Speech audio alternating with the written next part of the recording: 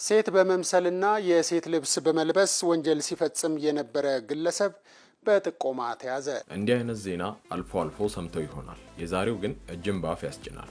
ዘመኑ ዲያብሎስ በተጠናና በረቀቀ መንገድ እንዲሁም በስውር ሁኔታ የሚሰራበት እንደሆነ ግልጽ ነው። ከምንም በላይ ፈጣሪ ለራሱ ክብር በዓላማ የፈጠራቸው ወንድና ሴትን ሰይጣን ደግሞ ከጾታቸው አርቆ ወንድን ሴት ሴቷን ደግሞ የወንድ ጾታ የሚያስመኝበት አደገኛ ዘመን ሆኗል። ይህች በቲክቶክ የምትታወቀው ሄለን የተባለች ለጊዜው ጾታዋን በሴት የጠራናት አሁን ደግሞ ወንድ ሆና መገኘቷ እየተነገረ ይገኛል። ለመሆኑ ይህ መረጃ እውነት ነው ወይስ ተራ አሉባልታ የሚለውን አጣርተናል እናደርሳችኋለን። የዚህ ቪዲዮ ዓላማ ስለ አንድ በብልግና ስለሚታወቅ ግለሰብ ማንነት መተረክ ሳይሆን ነገሩን እንደ ቀልድ መመልከት ስለሌለብንና ሳጥናኤል ነገሩን እንዴት እንደሚጠቀምበት እንዲሁም በዚህ አይነት ነገር ውስጥ ያሉት መጨረሻቸው እንደ ነጮቹ በቆሻሻ ማህበር ውስጥ መገኘት ስለሆነ ነው። እስከ መጨረሻው በመቆየት ይህ የሰይጣን መንፈስ እንዴት እንደሚሰራባቸውና ምልክቶቹን በዚህ ቪዲዮ ያዳምጣሉ። ለቻናሉ እንግዳ ከሆኑ ሰብስክራይብ በማድረግ ቤተሰብ ይሁኑን እያልን በቀጥታ ወደ ዝርዝር ሐሳቡ እናልፋለን።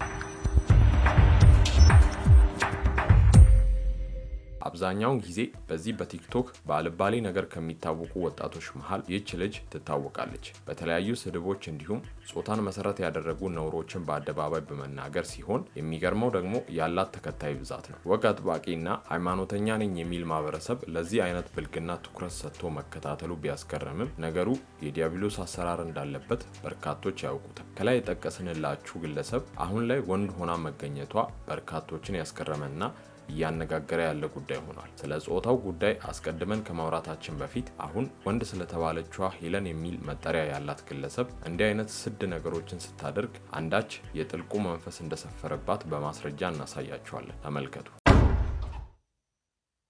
አይንሽ እያላችሁኝ እኮ ጭራሽ ጨፍኝ ልሰራ እኮ ነው። አይኔ ምን ሆነ? ቆይ ልክ አይኗን ስትገልጥ የማይደነግጥ የማይፈራ የለም ማለት ይቻላል። ለዚህም በየቪዲዮቿ ስር አይንሽ ያስፈራል፣ አይንሽ ምንድነው የሚል ኮሜንት ይበዛል። ለዚህ የቪዲዮ ባለቤትም ማረጋገጫ ሰጥታለች። ለጊዜው በሴት ጾታ እየገለጽናት ከመሄድ ሌላ አማራጭ ስለሌለ በሴት ጾታ እየገለጽናት እንቀጥላለን። ይህ እንግዲህ በተለያዩ ሰይጣናዊ አሰራር ውስጥ የሚገኝ ሰው ከሚያሳያቸው የፊትና የአይን ገጽታዎች አንዱ ነው ወይም በነጮቹ ቋንቋ ኢቪል ኢስ ይባላል። ልክ ሄለን በዚህ አይነት መንገድ መጓዟን ባትፈልግ እንኳን በቀጥታ ይህ የዲያብሎስ አሰራር እየተከታተለ ያስደርጋታል። አሁን ልብ ብለን አይተን ከሆነ በእንደነዚህ አይነት ልምምድ ውስጥ የሚገኙ ሰዎች ቁጥራቸው እየበዛ ነው። ወደ ጾታው ጉዳይ ስናልፍ ከሰሞኑ በሚወጡ መረጃዎች ከላይ በሴት ጾታ የገለጽናት ሄለን በሚል መጠሪያ የምትታወቅ ግለሰብ ጾታው ወንድ መሆኑ ተገልጿል።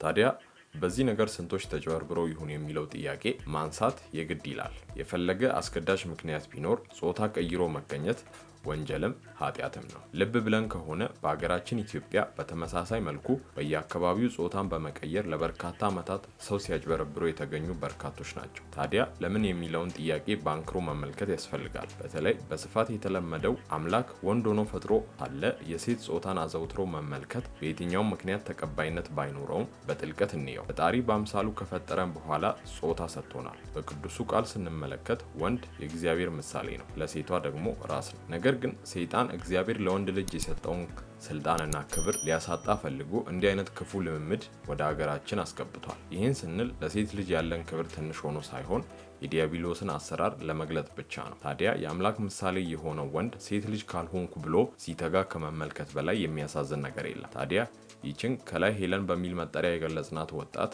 በዚህ ምግባሯ ቀጥላ ስለ ተመሳሳይ ጾታ ፍቅር እንዲሁም ስለ ማስተርቤሽን ስታወራና መሰል ልምምዶች ውስጥ እንደነበረች ድርጊቷ ያሳያል። ይህም መጨረሻው አምላክ የሰጠውን ጾታ በመጥላት በውጭው ዓለም እንደሚታወቀው ትራንስጀንደር ወይንም ጾታን በሕክምና ወደ ማስቀየር ደረጃ ያደርሳል። ታዲያ በነጮቹ አይተን የተገረምነውና የጠላነው ይህ ቆሻሻ ድርጊት ወደ ሀገራችን አለመግባቱ ምን ማረጋገጫ ይኖረናል? ይህ የጾታ ቅየራ እንደ ቀላል ነገር ወይንም እንደ ተራ ማጭበርበር ከተመለከታችሁ ተሳስታችኋል። ምን ያክል ሳጥናኤል ቀስ በቀስ ሀገራችን ውስጡን በቀስታና በዝግታ እያለማመደ ያለው አደገኛ ልምምድ እንደሆነ አሁን ደግሞ በስፋት እናሳያችሁ። በዚህም በቅርብ ዓመታት ውስጥ በተደጋጋሚ በሀገራችን ራሳቸውን በአልባሳት ቀይረው የተገኙት የበርካቶችን መረጃ እናደርሳችሁ። ጥቅምት 12 2016 ዓ.ም ወላይታ ዞን ባረካ ከተማ በአንድ ሆቴል ውስጥ ሴት በመምሰል በአታላይነት ወንጀል የተጠረጠረ ግለሰብ በ1 ዓመት እስራት መቀጣቱን የአረካ ፖሊስ ገለጸ ይለናል የመጀመሪያው መረጃችን። ተጠርጣሪው በቁጥጥር ስር ሊውል የቻለው በአንድ ሆቴል ውስጥ ጾታውን ሴት በማስመሰል ሰዎችን ሲያጭበረብር የነበረ ግለሰብ በህብረተሰቡ ጥቆማ መያዝ መቻሉን ተናግረዋል። ግለሰቡ ታመነ ማርቆስ ተሾመ የተባለ ሲሆን ነዋሪነቱ ከምባታ ዞን ሽንሽቶ ሲሆን እድሜው 22 መሆኑን ገልጿል። ግለሰቡ የማታለል ወንጀሉን ከፈጸመ በኋላ በቁጥጥር ስር ውሎ ምርመራ ሲደረግበት ቆይቶ በፈጸመው በአታላይነት ወንጀል የ1 ዓመት እስራት ተወስኖበታል። ህብረተሰቡ እንዲህ አይነት እኩይ ተግባር ላይ የሚሳተፉ አካላት መረጃ በመስጠት የተለመደ ትብብሩን አጠራክኖ እንዲቀጥል መርማሪዎች ገልጸዋል የሚል ዜና ከ2 ዓመት በፊት ሰምተን ነበር። ቀጣዩ መረጃችን ደግሞ አጀብ ያስብላል። በደብረ ዘይት ለ29 ዓመታት ራሱን ሴት አስመስሎ የኖረው ወይዘሮ አስፋሽ ወንድ ሆኖ ተገኘ ይለናል። ሌላው ደግሞ ደብረ ዘይት ቢሾፍቱ ለ29 ዓመታት ያህል ወይዘሮ አስፋሽ ደግፌ በሚል ስም ራሱን እንደ ሴት በመምሰል ሲኖር የነበረው አቶ አስፋው የተባለ ግለሰብ በቁጥጥር ስር መዋሉ ተሰምቷል። ይህ ግለሰብ ላለፉት 3 አስርት ዓመታት ገደማ በየሰው ቤት በቤት ሰራተኝነት ተቀጥሮ በመስራት የራሱን የጠላ ቤት ከፍቶ በመነገድ እና ከማህበረሰቡ ጋር እንደ ማንኛውም ሴት ሲኖር ቆይቷል። ግለሰቡ በቁጥጥር ስር ሊውል የቻለው በቅርቡ እህል ሰርቀሻል በሚል በቀረበበት ክስ ምክንያት እንደሆነ ተገልጿል። ፖሊስ ግለሰቧን በቁጥጥር ስር አውሎ ምርመራ ሲያደርግ ወይዘሮዋ ሴት ሳይሆኑ አቶ አስፋው የተባሉ ወንድ መሆናቸውን አረጋግጠዋል። ይህ ድርጊት በአካባቢው ነዋሪዎች ዘንድ ትልቅ መደነቅንና መነጋገሪያን ፈጥሯል። ለ29 ዓመታት ማንነቱን ደብቆ እንደ ሴት ለመኖር የተገደደበት ምክንያት በፖሊስ እየተጣራ ይገኛል። ታዲያ ከዚህ በላይ ነገሩ የሰይጣን አሰራር እንደሆነ ማስረጃው ከየት ይመጣል? አንድ ሰው ለጥቂት ጊዜያት ማንነቱን ቢቀይር ዝም ብሎ ነገር ነው እንላለን።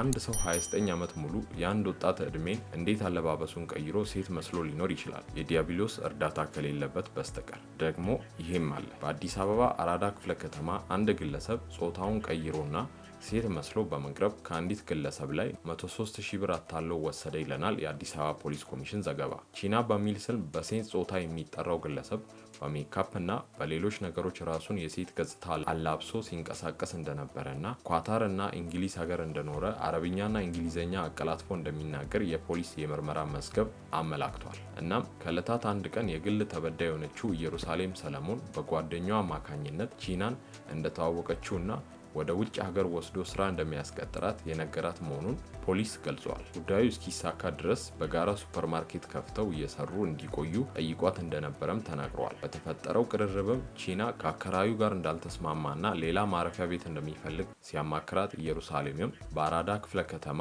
በተለምዶ ዘበኛ ሰፈር ተብሎ በሚጠራ አካባቢ በሚገኝ ዩፍቲኒ ፔንሲዮን ይዛው መታ እዛው እንዲያርፍ ማድረጓን መርማሪው አስረድቷል። በጋራ ሱፐርማርኬት ለመክፈት የተነሳውን ሀሳብ በተመለከተም ቺና ኢየሩሳሌምን ብር እንድታመጣ ሲጠይቃት ከተለያዩ ሰዎች በብድር ያገኘችውን 103,000 ብር ተሰጠውና የቀረውን እኔ ጨምርበታለሁ ብሎ ይቀበላታል። ከዚያ በኋላ ከፔንሲዮን ለቆ ወጣ፣ ስልኩንም ዘጋ።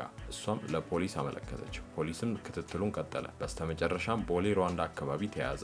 የሴት ገጽታ ተላብሶ የተያዘው ቺና በፖሊስ በተደረገ ማጣራት ወንድ ሆኖ ተገኝቷል። የግል ተበዳይ እስከ መጨረሻ ሰዓት ድረስ ቺና ሴት እንጂ ወንድ መሆኑን በፍጹም አላወቀችም ነበር ይለናል ዘገባው። ሆኖም አሁን በተፈጸመው የማታለል ወንጀል ዙሪያ ምርመራ እየተጣራ ይገኛል ብሏል መርማሪው። እንግዲህ ሳጥናኤል የሰው ልብ ላይ አድሮ ይህን ያህል መንገድ ያስኪዳል። ስለዚህ ሁላችንንም ሀገራችን ከእንደነዚህ አይነት ከሚያስቀስፍ ልምምድ እንድትርቅ በጸሎት እንትጋ እያለን የዛሬውን ቪዲዮ እዚህ ጋር እናበቃለን። በቀጣይ እስከምንገናኝ በሰላም ቆዩ።